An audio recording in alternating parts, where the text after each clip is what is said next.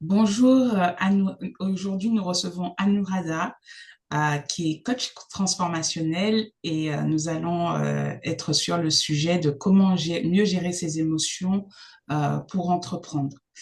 Bonjour Anuradha. Salut Véronique, merci pour ton invitation. Je suis ravie d'être là avec toi. Est-ce que tu peux te présenter en quelques mots et nous raconter ton parcours entrepreneurial? Ok, donc je me présente aujourd'hui comme coach transformationnel. Donc moi, je suis passionnée par l'analyse du comportement humain et j'ai à cœur en fait d'accompagner les femmes médecines, hein, ce serait celles qu'on appellerait les sorcières dans un autre temps, à à renforcer l'estime d'elles-mêmes, prendre confiance pour pouvoir assumer qui elles sont et briller, quoi. Parce qu'aujourd'hui, de toute façon, pour se montrer, ça se fait via les réseaux sociaux. C'est une vitrine exceptionnelle qui est gratuite et qui nous permet d'avoir de la visibilité. Mais la plupart de ces femmes-là, souvent, elles n'osent pas de se montrer, elles n'osent pas passer à l'action et euh, il y a toujours ces vieilles mémoires, ces fausses croyances qui les empêchent en fait de passer au niveau suivant et assumer qui elles sont.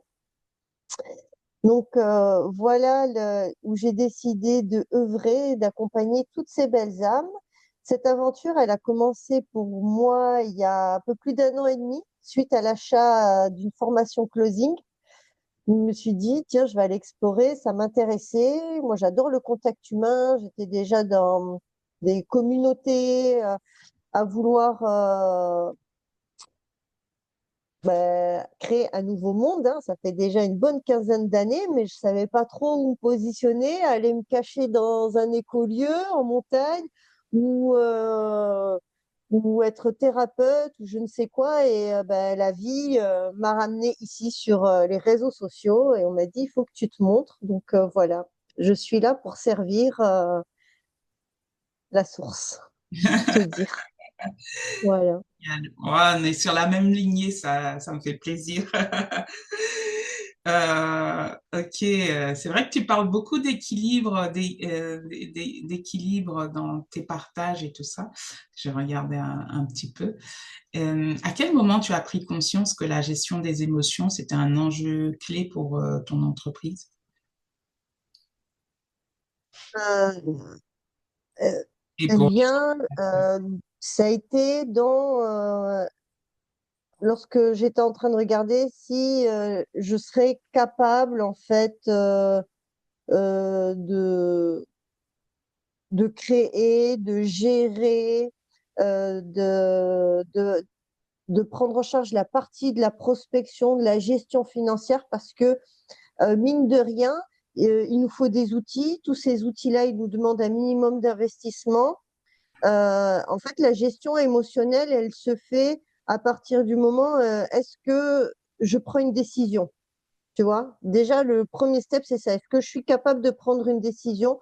La plupart du temps, les gens, ils vont se cacher derrière des excuses. C'est trop cher, j'ai pas d'argent, c'est pas le moment pour moi, je vais attendre. En fait, si tu attends toujours ou si tu te caches toujours derrière ce sera jamais le bon moment, c'est qu'il y a quelque chose que tu n'es pas prêt à vivre, quoi. Hmm. Donc, c'est déjà prendre la décision et prendre la responsabilité du choix que tu as fait, quoi. Et il y a des gens, ils vont souvent reporter la faute chez l'autre, la responsabilité chez l'autre. Ouais, mais j'ai pas fait 10 000 euros, quoi. Tu m'avais promis ça, c'est ta faute. Mais est-ce que toi, tu as mis tout en œuvre pour pouvoir faire ces choses-là? Après, il y a aussi la maturité. Est-ce qu'on est assez mûr pour faire les choses?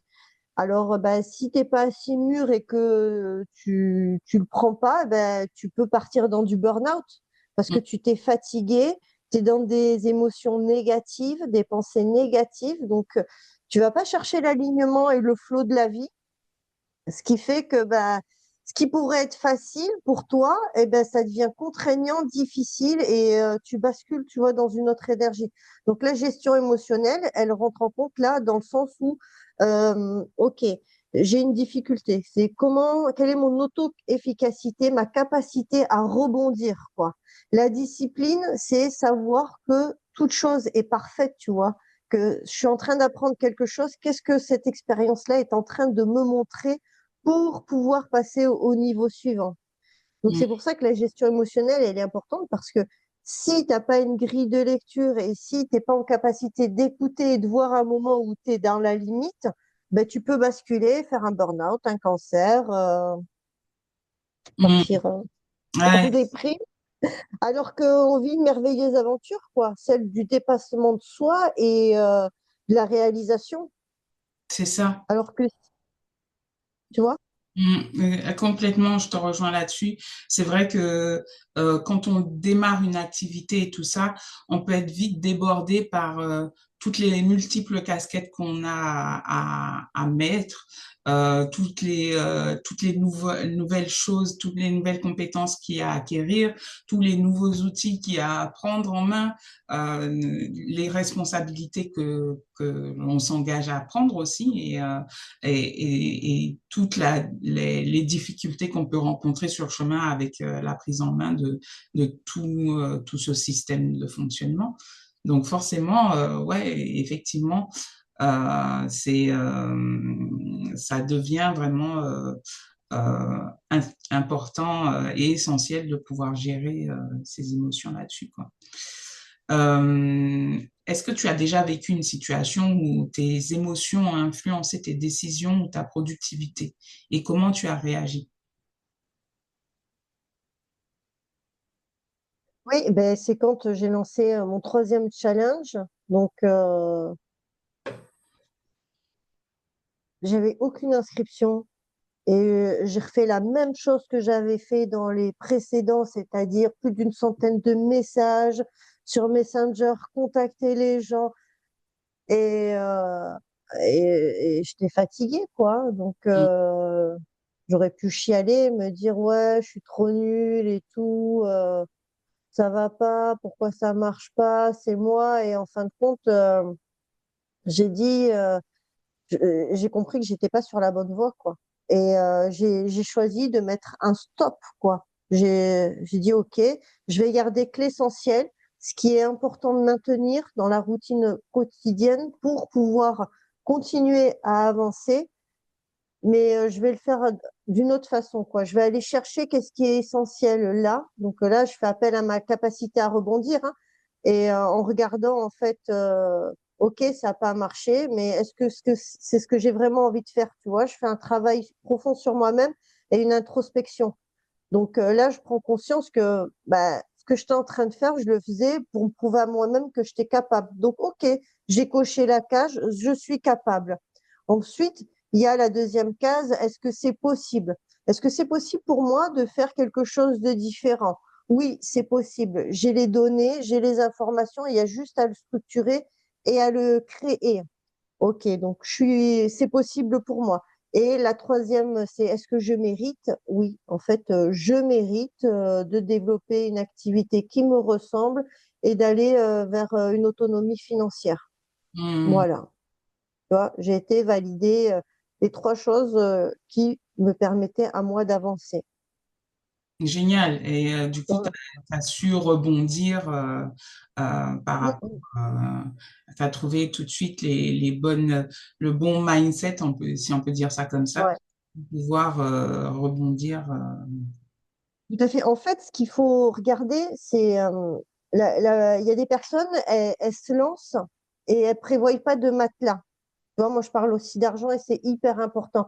Parce que la plupart du temps, il y a des personnes, elles vont être dans le stress parce qu'elles ont tout misé. Elles pensent avoir un retour dès le premier essai, mais ça marche pas comme ça, en fait. Il va falloir essayer peut-être 10, 15, 20 fois ou 30 fois des choses pour pouvoir avoir un résultat, quoi. Même, il y en a qui partagent, elles ont fait, je sais pas, 80 appels de vente sans rien vendre avant qu'il y ait la première vente qui se fasse, quoi. C'est-à-dire, c'est tout un entraînement, une prise de posture, de position, de maturité par rapport à ce qu'on vit. Donc, lorsqu'on se lance, eh ben, il faut prendre tout ça en compte, quoi.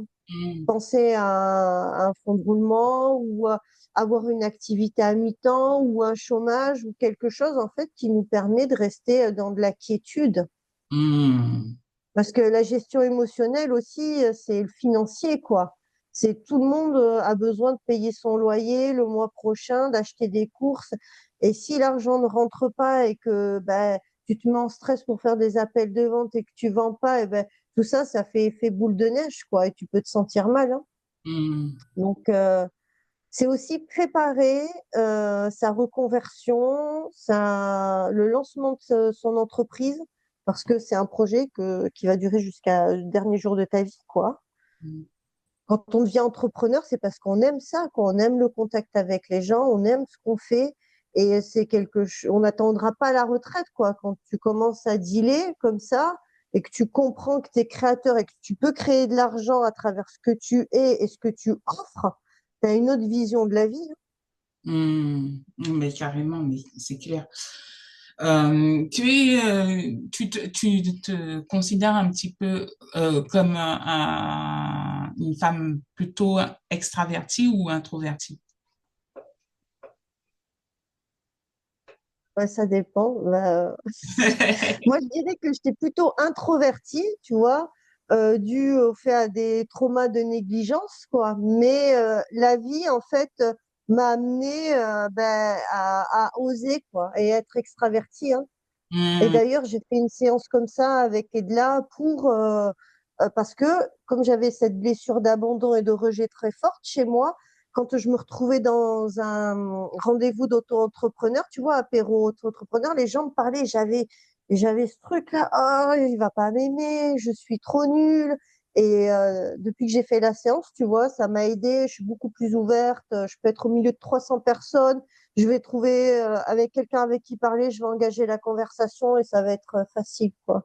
d'accord. Et par Ouais. rapport à ça, est-ce que tu ressens des défis particuliers à la gestion de tes émotions dans ton business?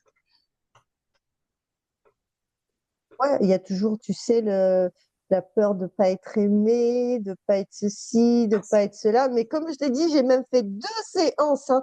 J'ai fait une première séance parce que j'osais pas écrire ma vie sur les réseaux sociaux. Et j'ai fait une deuxième séance un peu plus approfondie sur le regard de l'autre, quoi, que ce que je suis suffit en fin de compte, hein. Mhm. Rien à foutre, je suis là pour vivre en fait ma mission et ce qui me tient à cœur. Donc, il y a des gens que je vais attirer, je peux pas sauver la terre entière. Pendant longtemps aussi, tu vois, j'avais un peu ce truc, ouais, je sauver la terre entière. C'est Et le mode j'ai sauveur. fait une formation, j'ai fait une formation de soins esséniens et là, on fait de la kinésiologie. Et Carole, elle me dit, mais tu vas pas sauver la terre entière, t'es pas toute seule. Et c'est là où j'ai pris conscience, parce que pendant longtemps aussi, je me suis sentie seule, tu vois. Je suis Mhm. partie vivre en communauté et c'est là que j'ai vu d'autres personnes qui œuvraient aussi dans ce monde pour créer quelque chose de différent. Et ça m'a fait beaucoup de bien, quoi.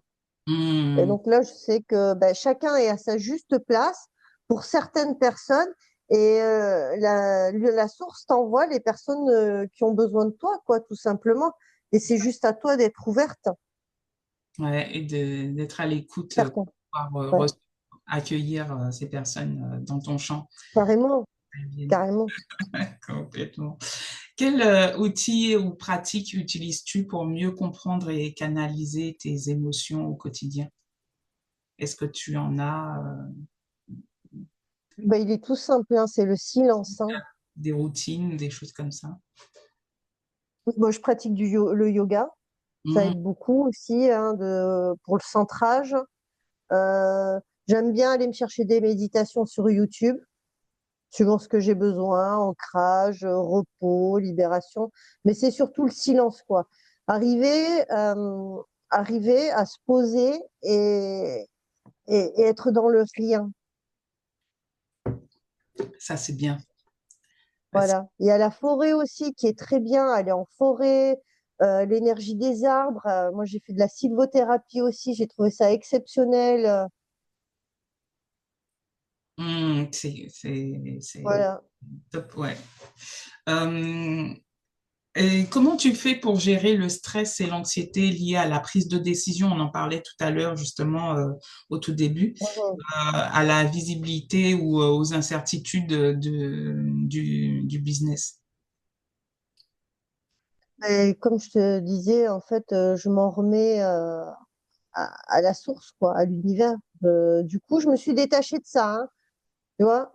Du jour où j'ai dit, OK, j'arrête mon challenge, je suis partie en roue libre. J'ai dit, maintenant, je suis en vacances et je serai en vacances jusqu'à la fin de ma vie, quoi.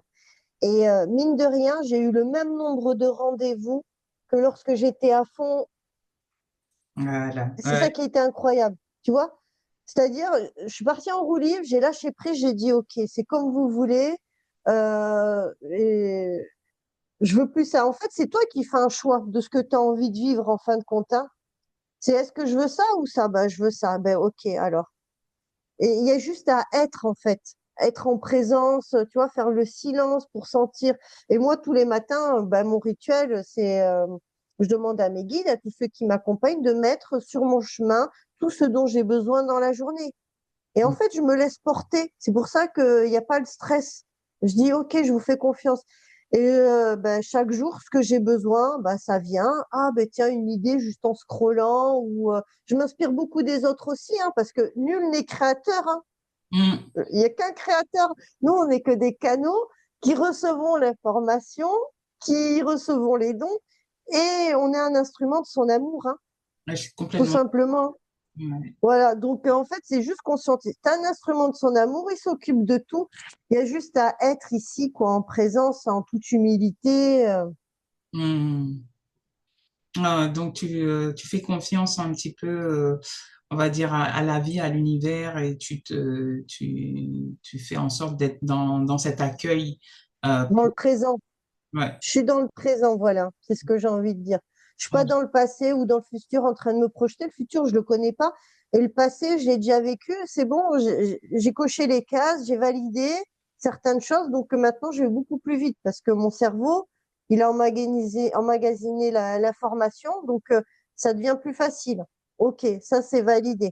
Et je passe à la suite. Et je continue aussi à me nourrir, à me mettre du challenge et de la compétence, tu vois, pour continuer à avancer. En fait, c'est ça, c'est trouver l'équilibre entre le challenge que j'ai envie de vivre et les compétences que j'ai, pour Mm, pas que ça devienne du stress, du doute, de l'anxiété ou de l'inaction. L'idée, c'est de rester toujours dans l'action avec cet équilibre-là. mm, Voilà. génial. On parlait tout à l'heure d'introspection. On en a parlé un petit peu. Quel rôle, selon toi, joue l'introspection dans la gestion émotionnelle? Elle est hyper importante et dans les livres que tu peux lire, que ce soit L'effet cumulé ou La magie de voir grand et tout ça, tous, tous, ils vont te dire, ben, c'est le matin, c'est faire ta to-do list.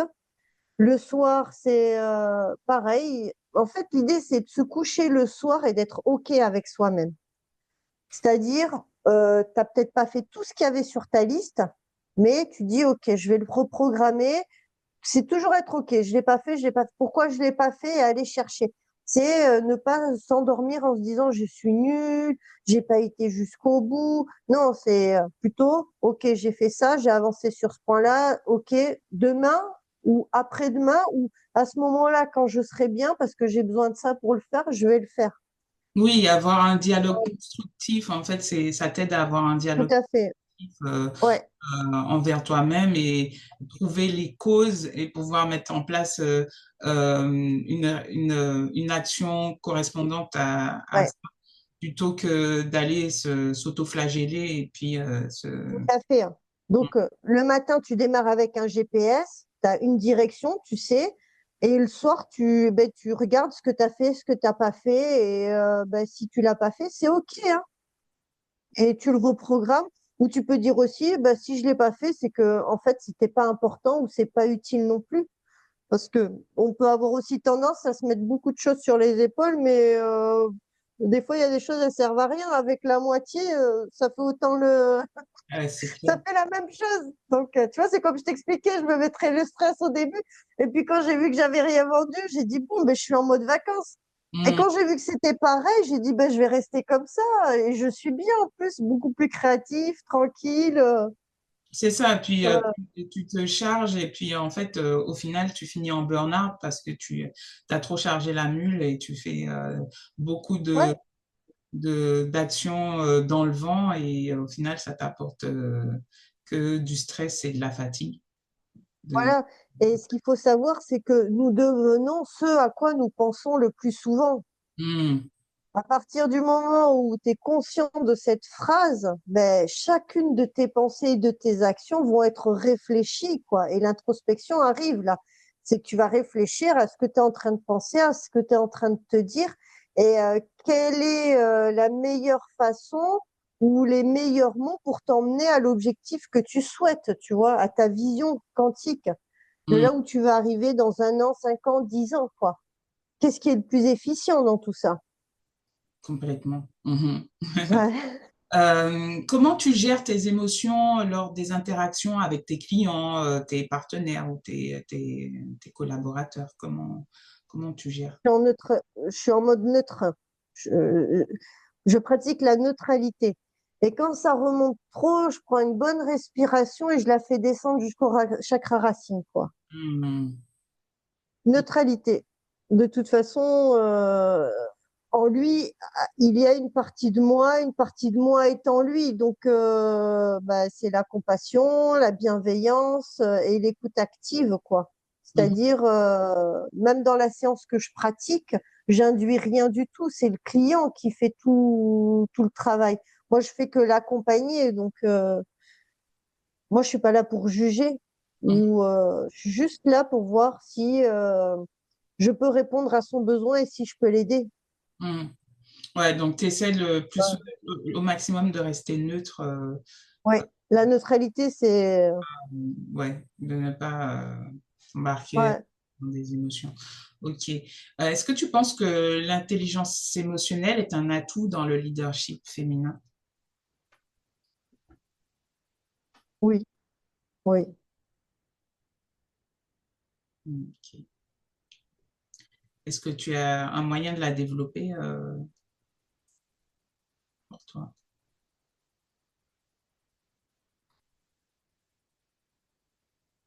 Bah, à travers l'amour, hein, de toute façon. Hein. C'est ça, je veux dire, quand tu es dans l'amour à l'égard de l'autre, dans, dans une action désintéressée, tout est fluide en fin de compte. Hein. C'est ça l'intelligence émotionnelle. Hein. Mhm. Ils le développent dans des entreprises, mais en fait, ces cadres-là, ils sont encore dans des schémas matériels, quoi. Ça vient du mental, ça vient pas du cœur. Hein.